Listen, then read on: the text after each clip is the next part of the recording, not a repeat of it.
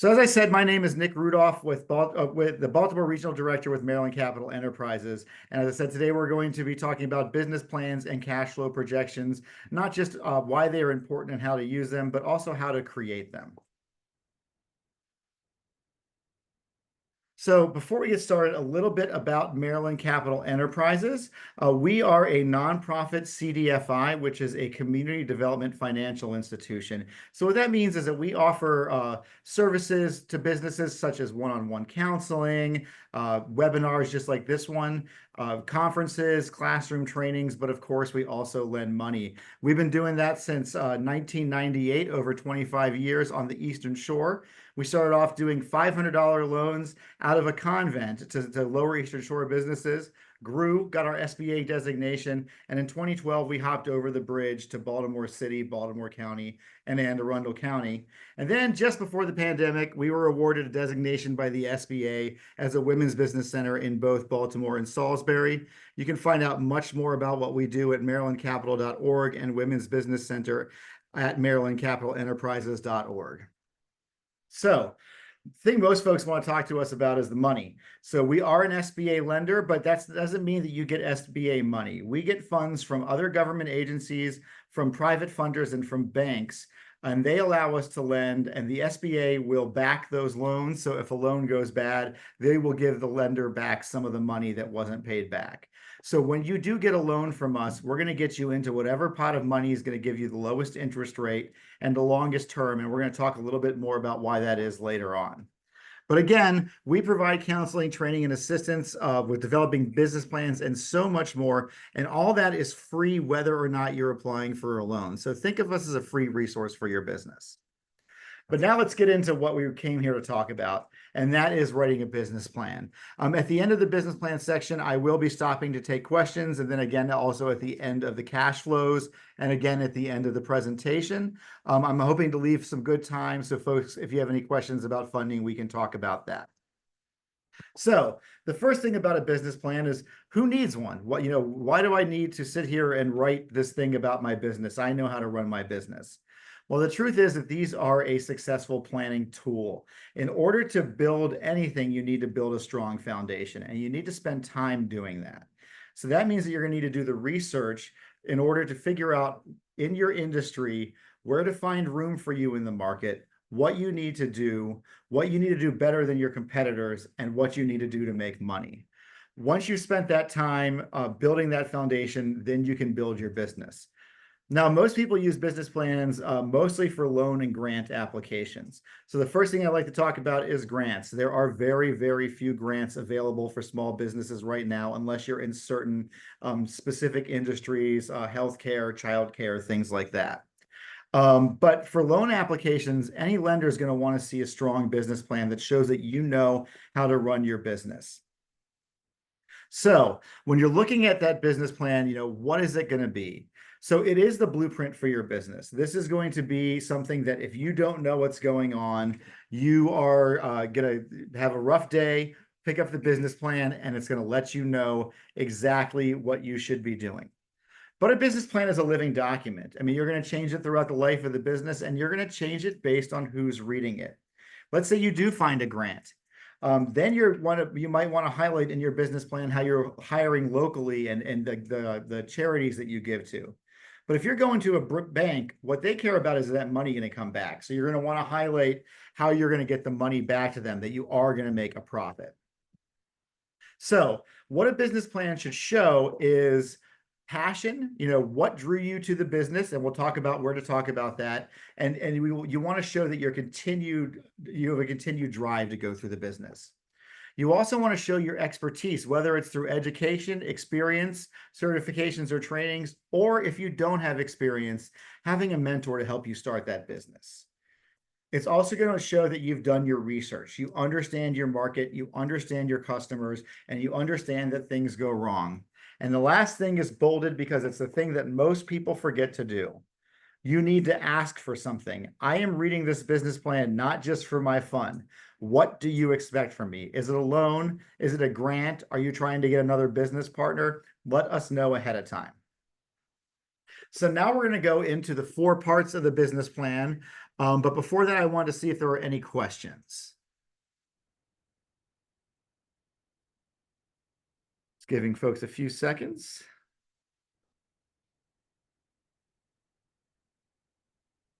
All righty, seeing none, we're going to go ahead and keep moving on. So let's talk about the first part of your business plan, which, funny enough, is often the part that you should write last because it pulls so much from the rest of the plan. But this is your opening presentation, your elevator speech. This is the page or two that's going to let folks know at a 30,000-foot level what your business does. So the first thing that you're going to want to have in it is an introductory paragraph. Remember how I said you need to have an ask? This is the place to do that. So we're going to be doing a cash flow presentation or cash flow projections later on for a fake business I made up named Nick's Dill Pickles. So the introductory paragraph would be, Nick's Dill Pickles LLC is owned by Nick Rudolph in Baltimore City. We produce wholesale and individually marketed pickles in Baltimore City, and we are seeking a loan of $15,000 to purchase more pickling equipment. Once you've read that, you know through the rest of the document what you're going to be looking for. You're going to be looking to be convinced to give this business money. You also want to talk about what drew you to your business. Do you want to open up an assisted living facility because you saw how some of your elderly relatives may have been treated? Do you want to open up a certain kind of restaurant because you are really drawn to that food? Tell people why you have that passion. Then just a brief description of the business. If it's already opening, talk about what's going on. If it's a startup, you're going to want to focus on what you're going to do differently than anybody else. What is your special sauce? And then at the end of that, a little bit more detailed ask. What are you going to do with those $15,000, Nick? And we'll talk about that in just a moment. The next part is the longest part of the business plan.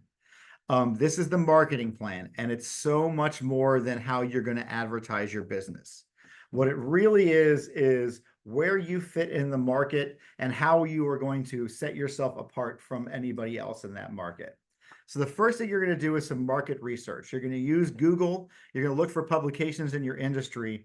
And what you're going to look for are quotes and charts that you might be able to pull out that show that not only is your industry growing, but it's growing where you are. Anytime you pull out a quote, you're going to want to cite your source. Then you want to talk about your target market. You know, most businesses can serve anybody that walks in the door, but you can't say everybody is your target market. You really want to drill down to the folks that are going to get you the most money. So I'm in Baltimore. We have a lot of salons in Baltimore that we work with. And, you know, the higher end ones might say, you know, my target market is African-American women between 35 and 65 who make $100,000 to $150,000 a year. Now that's who you're advertising for. That's who you're trying to get in the door. But of course, anybody who needs a haircut, you're going to give it to them. So, you know, even though you serve everybody, you want to drill down. The next part is another part that lots of business owners don't want to put in their business plan, and that's competition. What you want to do is you want to show that you know who your competitors are. You know what they do well. They're open. They've been around. They're doing something right. And you know how you're going to thrive in the market with them. So this is where you're going to talk about what that special sauce is. Is it better pricing, better customer service? Are you trained to do something that nobody else in the market is trained to do? Things like that. You also want to think locally, regionally, and nationally/internationally. We had a comic book store that applied for a loan. Their competitors were 2 local shops and Amazon.com because they wanted to show us that they knew that you could buy anything in their store off of Amazon and that what you were going to their store for was the experience. And of course, they got the loan. Then we're going to want to talk about the pricing. You know, are you high end? Are you just sort of with everybody else, or are you a value proposition? Figure out where you are, and that's going to help you, you know, target your market. Then you're going to start talking about advertising, and saying you're going to use social media is not an advertising plan. You want to talk about who you're going to target. You're going to want to talk about, are you using traditional media? You know, if you have a business that works with the government, you're not taking out ads. You might be having to go to networking events. You might be having to go to conferences. So you really want to talk about how you're going to get the word out, not just the, you know, I will use Facebook. You know, we really want to hear what you're doing there. The next part is the organization and operations. So this is telling us what the business looks like. So first, what's your legal structure? Any kind of legal structure, as long as you're registered, is okay with us. LLC has a little bit more restrictions, but offers the business owners more protections, where the corporations might leave the business owner a little bit more out in the wind if something goes wrong. Then you want to talk about your location. Are you home-based? Are you online only? Or are you going to have a brick and mortar store? If you are going to have that, what are your hours? When are customers going to be allowed in the store? If not, when are you answering the phones? How quickly are you going to get back to customers when they send you emails? You really want to let folks know how you're going to be interacting with those customers. Then, are you going to need to hire employees? And if you do, how are you going to do that? Will you be managing the employees? Will you be hiring the employees? Once you get them on, are they W-2 employees or are they contractors? You might need to talk to your accountant about which one makes more sense for your business. You'll also want to talk about, any type of disciplinary things or things like certifications that will be required, drug testing, things like that. Then you want to talk about your insurance. Every business is going to need a general liability policy. But if you're working with food or kids or transportation or many other industries, you're going to need a bigger policy. So you want to have a relationship with an insurance agent who's going to make sure that you're fully covered. Then you want to talk about your plans for the future of the business. Do you want to keep this a one-person shop, or do you want to grow and expand? And if you do, are you going to run all of them, or are you going to franchise? You also want to think about your exit strategy. A lot of us are serial entrepreneurs and we like to open businesses, sell them off, and open another one. So exiting doesn't mean just closing your business. So are you going to pass it on to your kids? Are you going to sell it? Or do you hope to maybe just close it one day? The next part is often left out, and that is the contingency plan. What happens if you get sick or injured and you can't work for 3 weeks, 3 months, a year? How is that business going to stay open? And while the COVID pandemic is almost over, it feels like we still want to know what's going to happen if an employee or a customer that you deal with one-on-one in person tests positive for COVID. How are you going to let your other employees and customers know? The last part is the financial plan. So this plan is often much shorter than folks will think, and it's much easier than folks will think. So if you have a startup, you're going to really want to talk about what your startup costs are. Quotes are really good to have here. But if you're already existing, we're going to want to see those existing financials. We're going to want to see taxes, profit and loss statements, and your quarterly balance sheet. If you don't have those, we can help you figure out how to develop those. We're also going to want to see at least 3 months of business bank statements to show that the money is really coming in and going out where it should be. They're going to want to talk about your break even. How many sales or how many clients will you have to serve to pay all of your bills? For our loans, we require 24 months of cash flow projections broken out monthly. And the next section will be making up a 124-month cash flow for a business that I made up. Then, if you have credit issues, this is the time to describe them. One thing that we as folks who do lending hate is surprises. So if you know your credit is low, if you had a bankruptcy 10 years ago, anything like that, you let us know here, because then we could do things to mitigate those things. However, if we pull that credit and we see those things and we haven't been told about it, that's going to go to the character of the borrower. And we're going to feel like the borrower was trying to get something over on us. So just be transparent, be a glass door. We're going to find that everything. So just put everything on the table, and then we'll help you figure out the best way to do what you want to do. So that is the end of the business plan section. I want to see if there are any questions specifically about the business plan before I pull us out of this presentation for a moment and get us into a cash flow.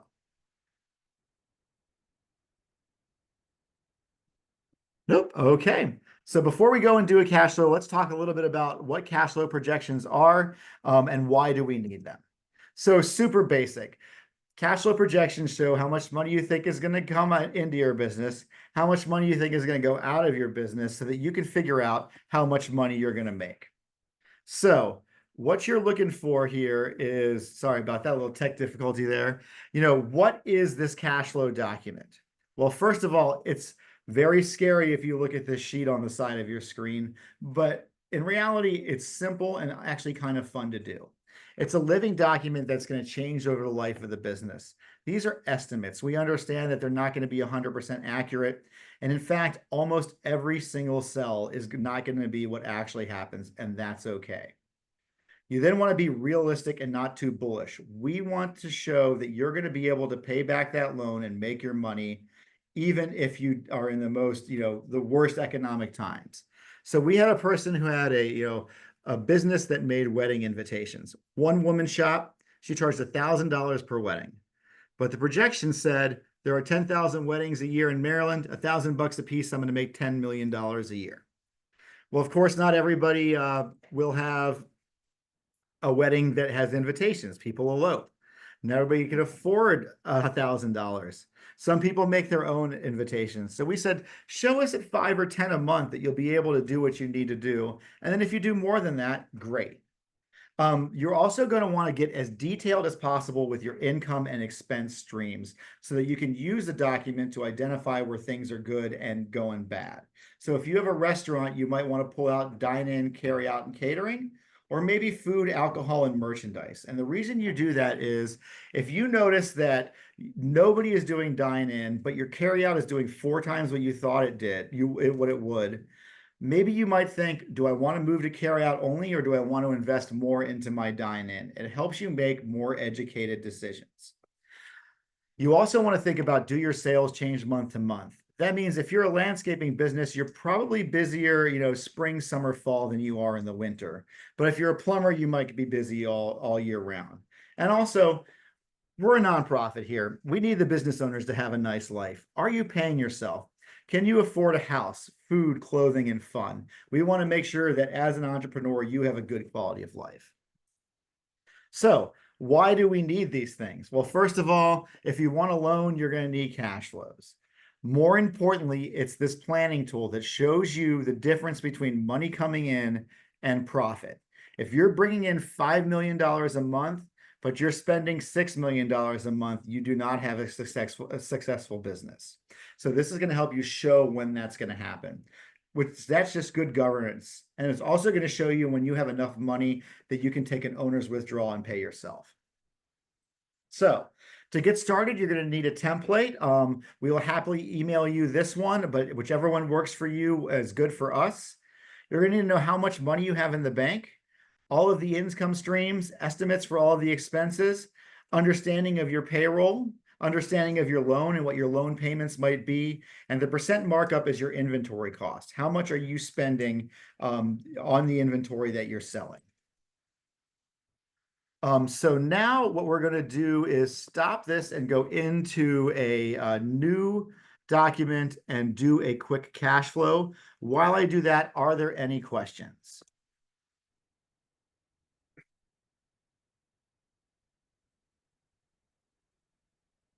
Five more seconds. Okay.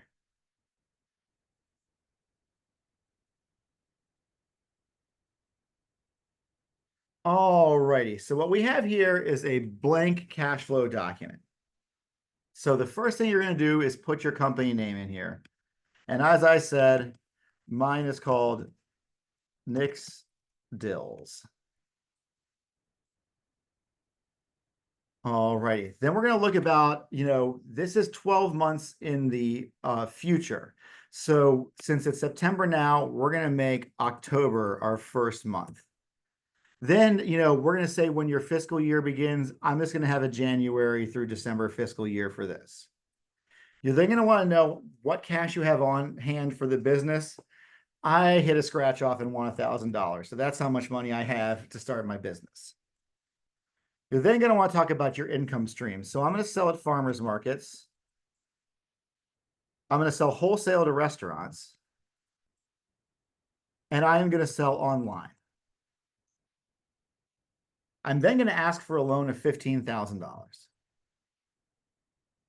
So I'm not putting income anywhere else yet because we're going to talk about the expenses, but these are my different streams of income. The loan is absolutely income. Then you want to start talking about what your expenses are. So your inventory. And a good thing to do is to figure out your inventory cost on a percentage. I do not own a pickling business.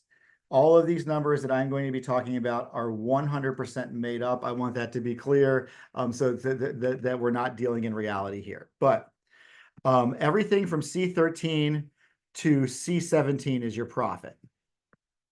Then we're going to close that off, and we're going to say that pickles happen to cost, 33 cents on the dollar. So I'm going to multiply the profit by 0.33, and that's going to get you your inventory cost. And if it's 20%, 17%, whatever it is, you're then going to talk about your employees, exactly how much they'll make, and then we assume a 10% payroll. Outside services like trash, things like offices, supplies, storage, advertising, distribution, all of those are monthly expenses. And then we've got sort of more set expenses like your loan payments, startup costs, and things like that. So let's first talk about, in an ideal world, before there's any expenses, how much money we want to be making in a year. So I live in Baltimore City. During the months of April through Christmas, we have farmers market on Saturdays and Sundays, and the other months we just have it on Saturdays. So I want to keep that in mind for how much money I'm going to make. But as my business starts, I realize that I'm not going to be able to be at 2 farmers markets because I'm getting started.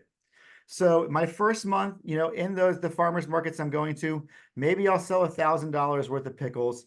I'm not going to bother with the wholesales until I get started a little bit. And then I just open up a business, and my family is going to help me out that live out of town, and they're going to buy $500 worth of pickles. Then December, well, pickles are something that sometimes people do use for holiday gifts, so we will move that up a little bit. I talked to a restaurant owner I know. They're going to buy $250 worth of pickles a month, and I'm going to keep that $500 a month as my goal for online sales. Well, then January happens, and things aren't quite so busy. I've only got the 1 farmer's market. It's probably not going to be a great month on the farmer's market. But my restaurant liked me, and they talked to another restaurant, and so now I've got 2, and I'm keeping that $500 online. February, a little bit more money folks have, but still the weather ain't great, so we'll just bring that up back to 1,000. Restaurants are liking my pickles, and we are moving with that $500 a month in online. And then I'm going to start filling in these numbers a little bit more. It's getting a little bit nicer for March. The restaurants are still loving me, and we're still doing that 500. April, both farmers markets open. We're going to see a big jump. So the Sunday market in Baltimore is considerably bigger than the Saturday market. So I think that I'll make $4,000. Then people are going to hear about us more. We're going to move that up to $5,000, and we're just going to grow at $1,000 a month through the entire summer and the back to school period. We're then just going to add 1 restaurant a month. I think we'll do better than that, but let's keep that conservatively.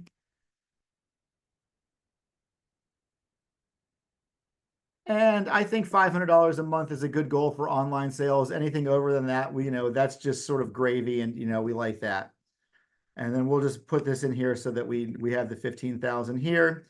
So we've got $79,000 in income in year 1. So as you see here in the inventory, it's taking these numbers that are exactly 1/3 of whatever the amount of money coming in was. So now we're going to start talking about employees. I'm going to be doing all of my own pickling, and I'm only going to get help for the farmers markets. So through February, I'm doing it on my own, but I think I'm going to need about $300 in March for just the first farmers market. And then $900 because I'm going to need 2 people at that Sunday market for the rest of the time, assuming that 10% payroll. Now, for pickling operations, there's usually commercial kitchens that you rent space out in. So I'm not going to have trash and utilities or anything like that. You may well have that.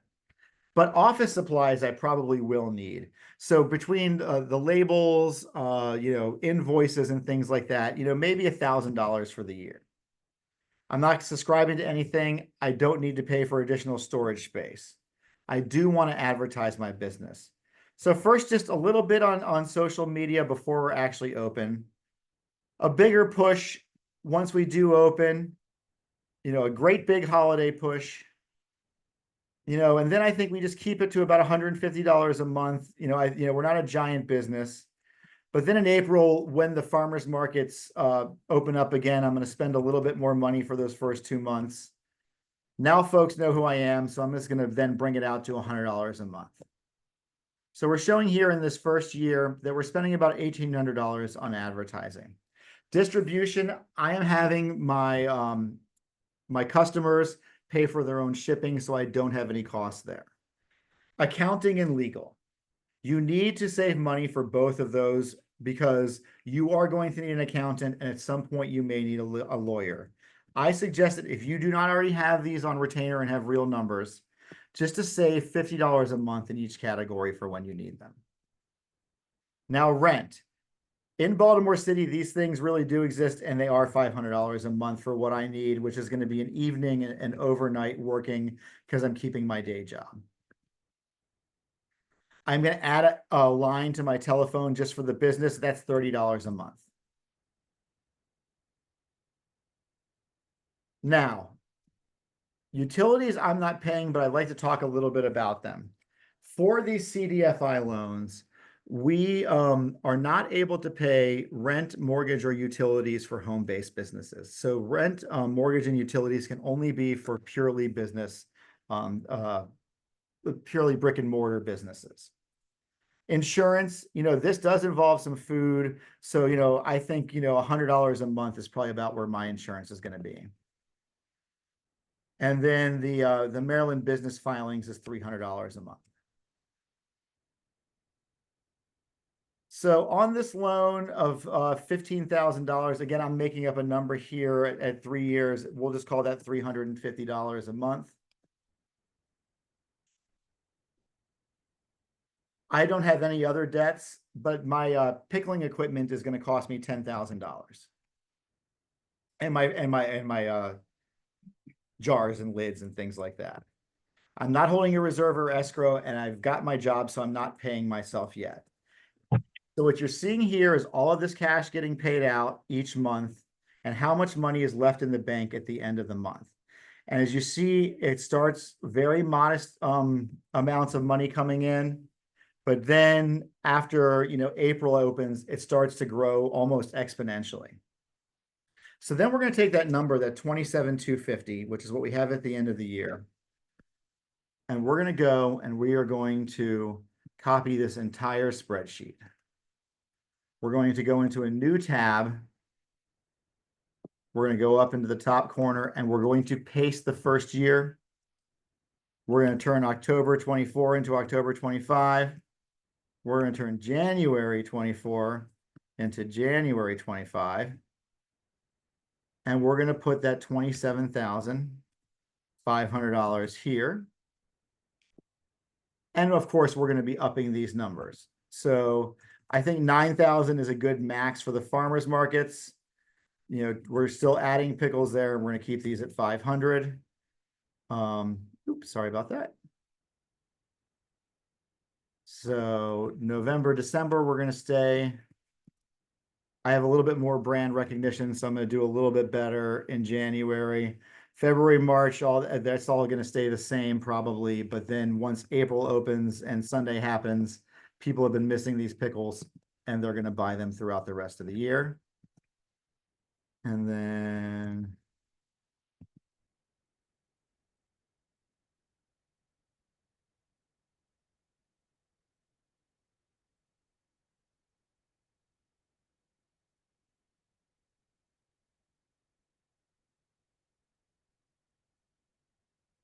as you see, there's a whole bunch more money being made here. But guess what? We don't need a second loan, so we're going to take that out. So purely on sales, we're doing $140,000. Now, I'm busier now. We're doing a little better. So I'm just going to have employees run my farmers markets at $900 a month. All of my other expenses are staying the same, except for I'm paying this money here, and I don't have startup costs again. However, I am going to put $5,000 in reserve at the beginning of the year in case something breaks. So now at the end of the year, I'm going to have $88,000. So I think I can start taking $1,500 out a month to save up for a vacation or a car or something like that.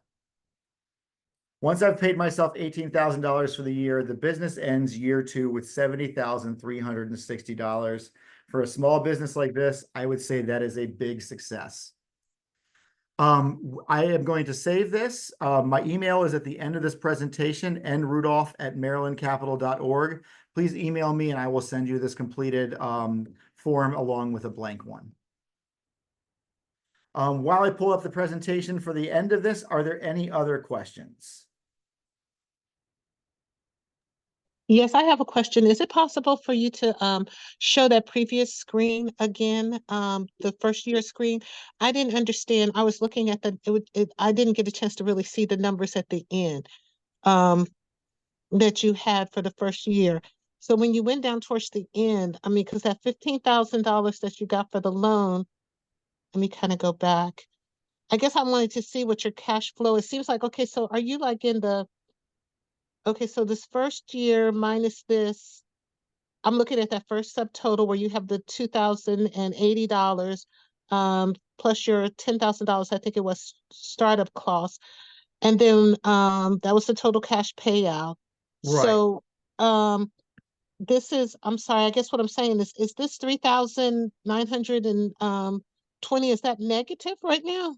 No. So because I had $1,000 and my loan was 15,000, I had 16,000 to start. And even though I didn't do any sales in month 1, I spent 12,080, which leaves me with that 3,920 of that original 16.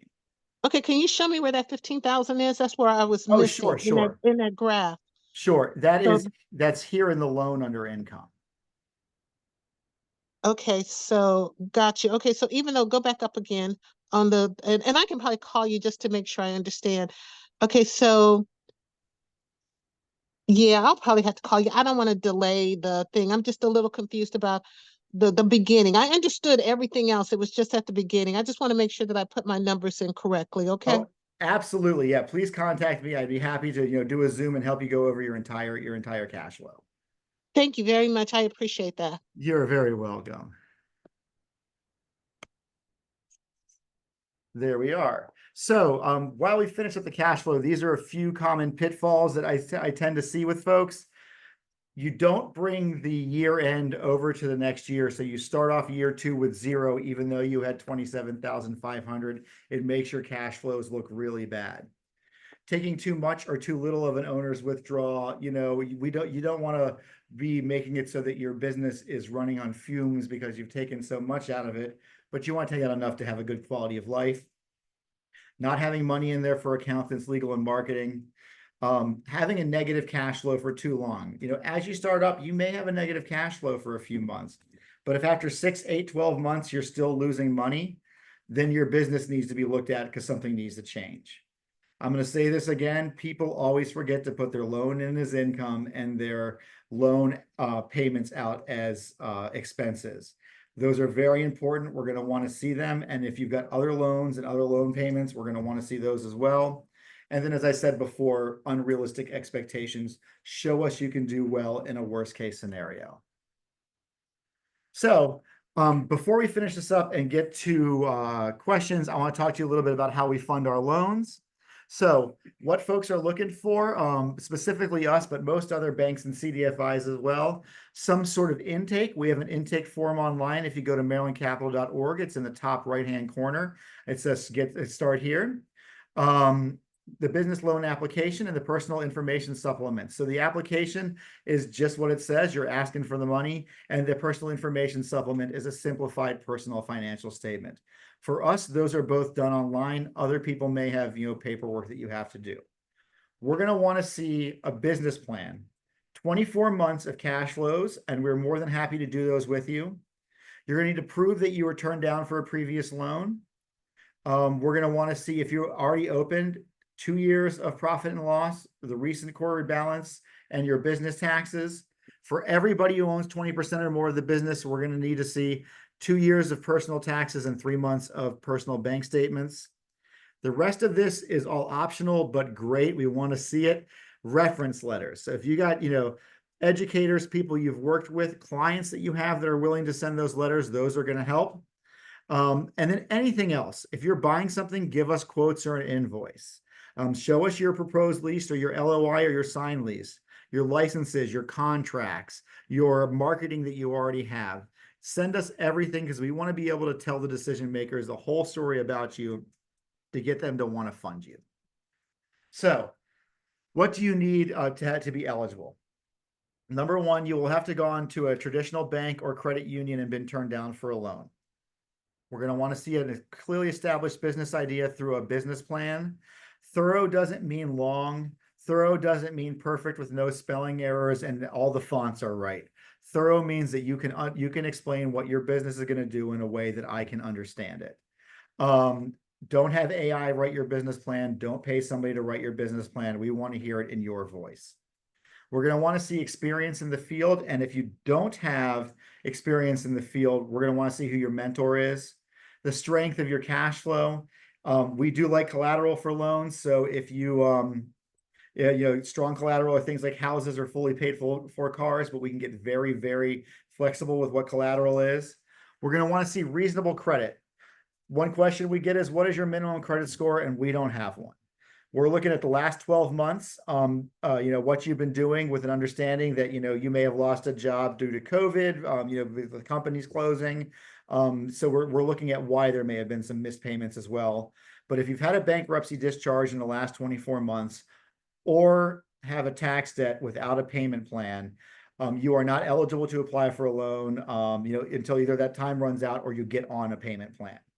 We're also going to see the general economic conditions for the venture. Is it a good time to open up this kind of business where you're doing it? Or are you opening up a pizza shop on a block with 7 pizza shops already? How are you going to compete with those folks? And then if the business is not a success, are you going to be able to repay that loan? Can you get back into the workforce and make enough money that you can pay us back? We have 2 kinds of loans. I'm going to go through these pretty quickly. We can talk one-on-one if you're interested in applying, but I want to leave time for questions. So our traditional loans are up to $35,000 for new businesses, up to $150,000 if your business is over 2 years old. The term is based on the size of the loan. A $50,000 loan will probably be about 5 or 6 years. Anything over $100,000 will be 10 years. Our interest rates can go anywhere from 6 to 12%, but generally loans are going out in the 7 to 9% range right now. Like I said, we do require collateral. These are personally guaranteed loans. We only check personal credit. We do not check business credit, and anybody who owns 20% or more of the business is going to need to personally guarantee the loan. The application fee is $100 plus $25 per business owner that needs to have a credit report. We only pull TransUnion and we only do soft pulls, so it will not impact your credit score. If you're approved, there will be closing costs that will be taken out of your loan proceeds. Generally, a $50,000 loan will walk out with somewhere just north of $48,000. We're going to take automatic payments out of your business checking account on either the 1st or the 15th of each month. There are no penalties for prepayment. So if your loan is at least 30 days old and you get a big contract and you want to pay it all off, that is absolutely okay. On the other side of that, if you know you're unable to make a loan payment, let us know a week ahead of time. We will figure something out. We can defer payments. We can restructure loans. We can go to interest only.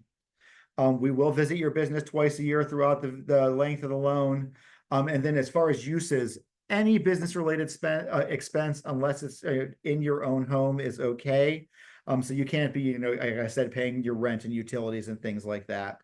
So that's, leasing, furniture, build out, all of that kind of stuff. If you are in the business where you buy investment properties, either to rent out or sell, we can't purchase or rehab those properties. But if you need a truck, if you need reusable equipment, if you need to build out your office, then we can absolutely help you.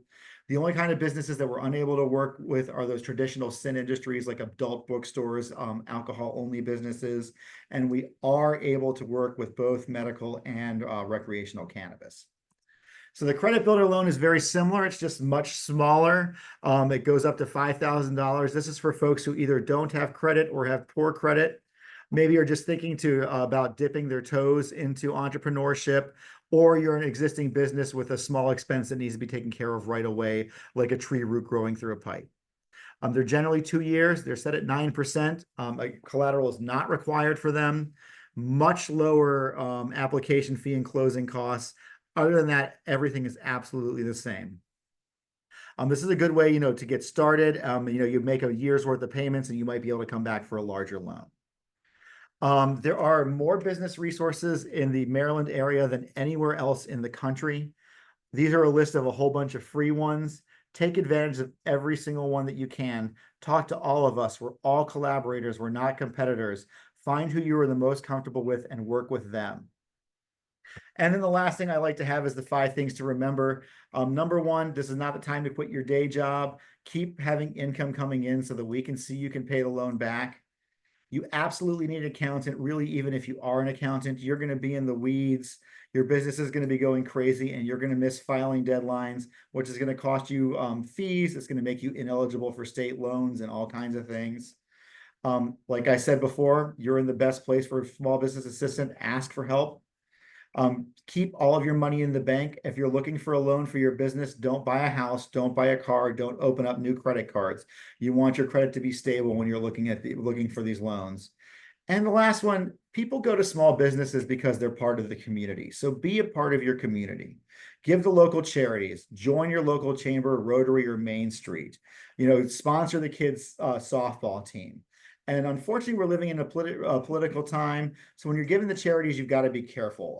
Things like kids, dogs, food banks, veterans, things like that are always safe. It's the reason why you walk into a bar and there's sports on, because if you had Fox News or MSNBC on, you'd be, turning off half of your potential clients, and nobody wants to do that.